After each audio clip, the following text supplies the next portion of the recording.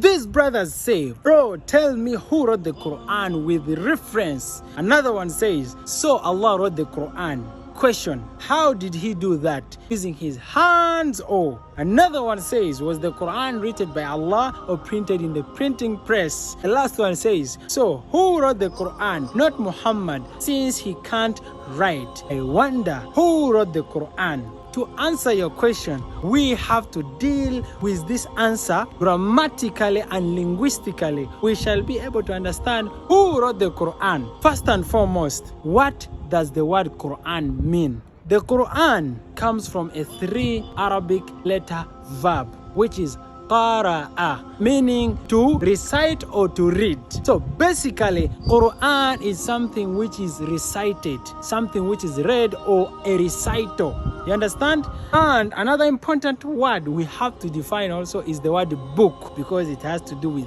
writing. The word book in Arabic is called kitab, coming also from a 3-letter verb, kataba, meaning to document something or to write something. So kitab is something which is written. Let's look at these verses. Allah says in the Quran, Innahu la Quranun Karim. Indeed, it is the noble Quran. Fi kitabin maknoon. In a well-preserved book. La yamassuhu illa mutahharun. Nobody touches it except the purified. Am I purified?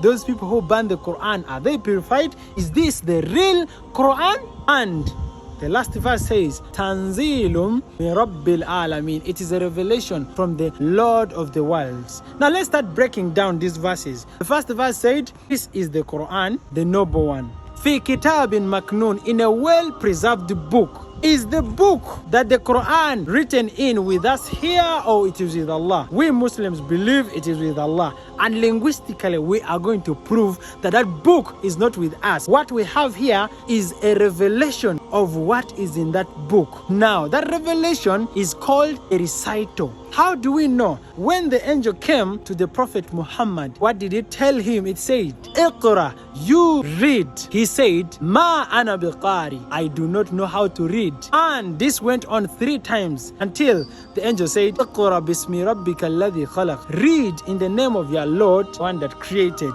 So, qara'a or iqra can mean to read or recite. But the Prophet didn't know how to read. So it means we are only left with one option. The angel was telling him to recite. So whatever he recited became the Quran. So basically the Quran is something which is recited. Now let's go to the second verse, which says, Fi kitabin maknoon. It is in a well-documented book. It is in a well-preserved book. Book in Arabic, coming from the verb kataba, means to write. Where is the writing happening? It is happening with Allah. That's why Allah said, Fi kitabin maknoon, la yamassuhu illa mutahharun. In a preserved book, nobody touches it except the purified. Those are the angels.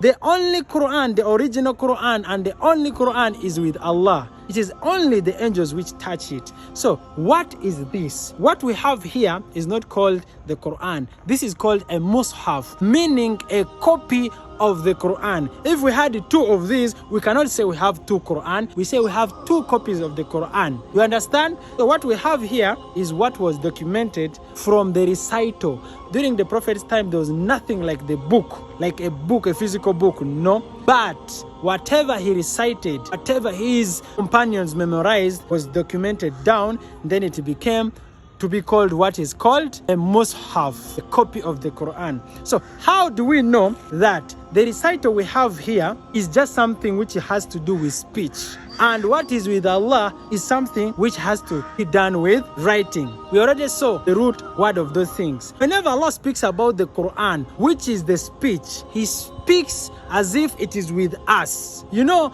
in English and Arabic, they are demonstrative pronouns to show something which is near and something which is far. If I say this book, it means the book is with me.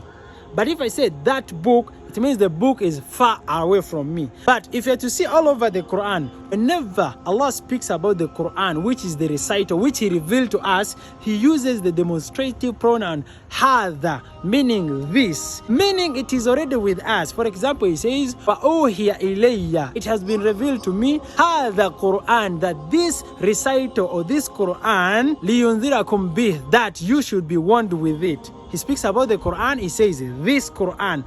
But when He speaks about a book where the Quran is written, He uses a demonstrative pronoun for something which is far. He says, ذَلِكَ الْكِتَابِ, that is the book. You get it? La raiba fi, where there's no doubt. You get it? So the writing is with Allah. Where the word kitab comes from is with Allah. Allah wrote it the other side, but He revealed to us what He wrote in the book as a reciter. You understand? So what we have here is a recitation. That's why He says the Quran. But if it comes to the physical book, it is with Allah. He says ذَلِكَ الْكِتَابِ, it is with Allah and the angels there. You get it? This one is not called Quran. This one is called Mus'haf, meaning a copy of the Quran. You get it? During the Prophet's time, this was not there. There was nothing like a book.